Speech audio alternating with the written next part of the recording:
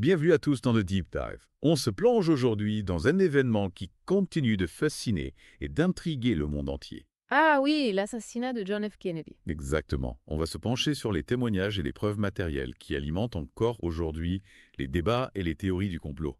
Effectivement, plus de 50 ans après le drame de Dallas, le 22 novembre 1963, de nombreuses questions restent sans réponse. Ouais, c'est fou, hein? Le rapport Warren, bien sûr, a désigné Lee Harvey Oswald comme le seul tireur responsable. Oui. Mais les zones d'ombre persistent, nourrissant le doute et la fascination. Et l'un des lieux les plus emblématiques liés à cet événement, le Texas Theatre où Oswald a été arrêté, a lui-même connu un destin tragique. Ah bon, vous parlez de l'incendie? Oui, un incendie a ravagé le Texas Theatre en 1995, Ah oui, détruisant l'écran et causant d'importants dégâts. c'est vrai. On peut se demander si cet incendie n'a pas emporté avec lui des éléments qui auraient pu contribuer à élucider le mystère de l'assassinat de Kennedy. Oui, symboliquement, c'est troublant. D'autant plus que le siège sur lequel Oswald était assis juste avant son arrestation est resté intact, Ah oui. comme un symbole de la persistance des questions autour de ce jour fatidique. Mais bon, pour l'instant, concentrons-nous sur les témoignages, Oui, bien sûr. car certains récits divergent de la version officielle et ouvrent des pistes fascinantes. Tout à fait. Prenons l'exemple de John Hill. Elle se trouvait près du cortège présidentiel lors de l'assassinat. Ok. Et son témoignage est pour le moins troublant. Trouve-le en quel sens? Elle affirme avoir vu non pas un, mais deux hommes agir juste après les coups de feu. Ah oui. Un tireur, bien sûr, mais aussi un complice. D'accord. Ce qui contredit la thèse du tireur solitaire avancée par le rapport Warren. Ce qui nous amène à nous interroger sur la fiabilité de ce rapport et sur les possibles omissions ou manipulations qu'il pourrait contenir. C'est exact. John Hill n'est pas le seul témoin à contredire la version officielle. Non. Il y a aussi Ed Hoffman qui se trouvait plus loin de la limousine présidentielle. Absolument. Hoffman affirme avoir vu un tireur et son complice derrière la clôture en bois sur la butte herbeuse. Un témoignage qui, s'il est avéré, relancerait complètement l'enquête et pointerait vers un complot organisé. Tout à fait. Sauf qu'il y a ce fameux panneau d'affichage Ah oui. qui aurait pu obstruer la vue d'Hoffman. Hmm. On en a beaucoup parlé, et cela a jeté le doute sur la validité de son témoignage. Oui, c'est vrai. Qu'en pensez-vous? C'est une objection soulevée par les défenseurs de la version officielle. Oui. Mais des photos d'époque montrent que le panneau était plus bas en 1963. Ah oui. Ce qui permettait à Hoffman d'avoir une vue dégagée sur la butte. Donc si on vous suit bien, Oui. le panneau aurait été modifié après l'assassinat. Exactement. Il a été surélevé et des plaques métalliques ont été ajoutées à la structure d'origine. Ce qui soulève une question troublante. Oui. Pourquoi modifier ce panneau après coup? C'est la question. Est-ce pour discréditer le témoignage d'Hoffman Possible. et protéger la version officielle? Ça pourrait être une hypothèse. Des questions qui méritent d'être posées. On voit bien que chaque détail, chaque élément matériel peut avoir son importance dans cette affaire. C'est clair. Et en parlant d'éléments matériels, Oui. passons aux fameuses photos backyard, celles qui montrent Oswald posant avec des armes à feu. Est-ce que ces photos sont authentiques? L'authenticité de ces photos est au cœur de nombreuses théories du complot. Oui. Certains y voient la preuve d'une manipulation orchestrée par les services secrets pour piéger Oswald. D'accord. Ils pointent du doigt des incohérences dans les poses d'Oswald, dans les ombres, Oui. dans l'histoire même de ces photos. En effet, il existe au moins 4 photos distinctes, Oui, avec des poses et des détails différents. tout à fait. De quoi alimenter le doute et la suspicion. C'est vrai. Mais il y a aussi le témoignage de Marguerite Oswald, la mère de Lee Harvey Oswald, Ah oui. qui vient ajouter une couche de mystère à cette affaire. Oui. Elle a raconté une histoire fascinante. Oui, elle a décrit une photo différente des photos backyard connues, sur laquelle on voyait son fils tenant un fusil au-dessus de sa tête, avec une inscription « To my daughter June Une photo qui n'a jamais été retrouvée. ». Non. Attendez, vous dites que cette photo aurait disparu. Oui, elle aurait été détruite par Marina Oswald, Ah oui? la femme de Lee Harvey Oswald. Incroyable. On ne sait pas pourquoi elle l'a fait, ni ce que cette photo montrait réellement. C'est fou.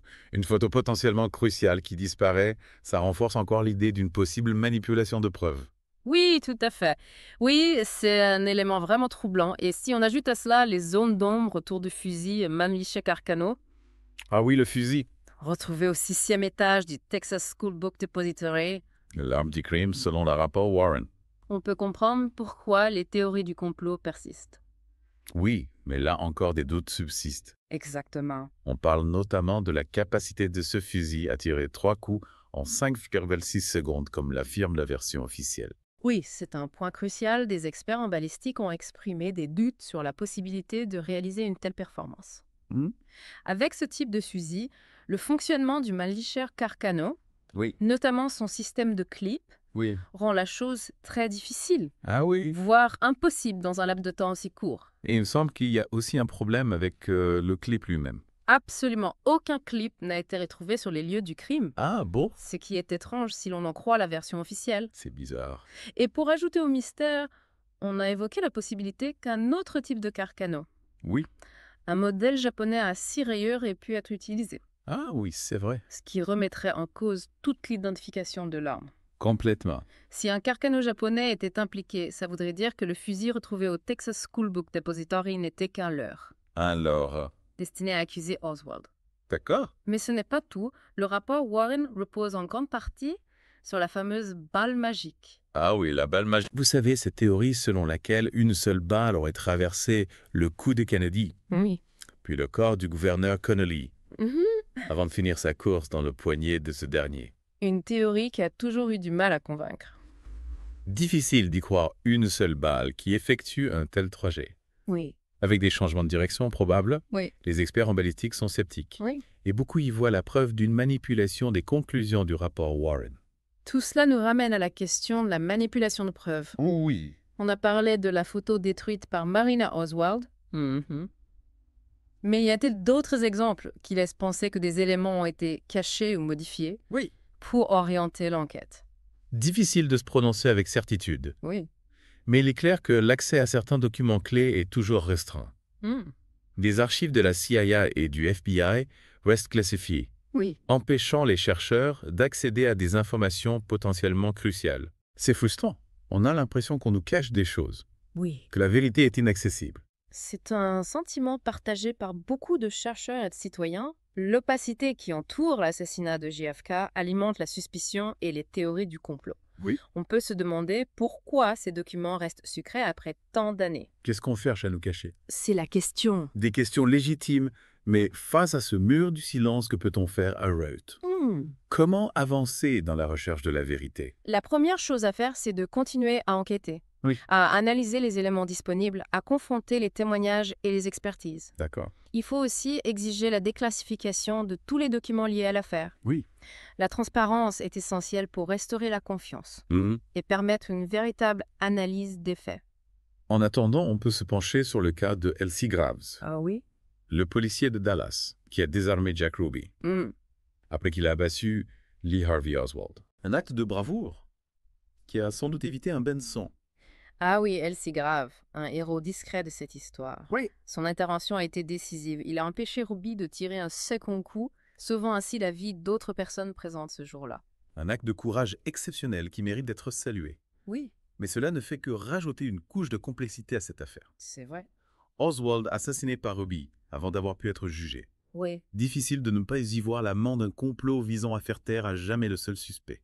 C'est une hypothèse que certains partagent. La mort d'Oswald a empêché un procès public. Oui. Qui aurait pu faire éclater la vérité. On ne saura jamais ce qu'il aurait dit, quelle révélation il aurait pu faire. On reste avec cette sensation d'inachevé mystère non résolu. Après avoir examiné tous ces témoignages, ces éléments matériels, ces zones d'ombre, où en sommes-nous? Oui. Peut-on réellement conclure que Lee Harvey Oswald a agi seul, comme l'affirme le rapport Warren? C'est la grande question et je crois qu'il est impossible d'y répondre avec certitude. Les doutes persistent, les incohérences demeurent. Ouais. Trop d'éléments troublants nous incitent à la prudence. D'accord. La thèse du complot, aussi difficile soit-elle à prouver, ne peut pas être écartée d'un revers de la main. Alors que faire, comment se positionner face à un tel événement, face à tant de mystères? Il faut garder l'esprit critique, ne pas se contenter des versions officielles aussi rassurantes, soit-elle continuer à se poser des questions, à chercher la vérité, même si elle est difficile à atteindre. C'est un devoir de mémoire envers John F. Kennedy, mais aussi envers l'histoire et la démocratie. C'est un message important. La recherche de la vérité est un processus long et complexe, mais elle est indispensable Oui. pour éviter que de telles tragédies ne se reproduisent. Absolument, l'assassinat de JFK nous rappelle la fragilité de nos institutions, la nécessité de la transparence et de la vigilance citoyenne. Merci de nous avoir éclairés sur cette affaire complexe et passionnante. J'espère que cet épisode aura permis à nos auditeurs de mieux comprendre les enjeux et les zones d'ombre. Merci à vous qui persiste autour de la mort de John F. Kennedy. C'est un plaisir. Et à vous tous, chers auditeurs, merci de nous avoir suivis. N'hésitez pas à poursuivre vos propres recherches, à vous forger votre propre opinion. L'histoire est une matière vivante et c'est à chacun d'entre nous de contribuer à la faire vivre. À bientôt pour un nouveau Deep Dive.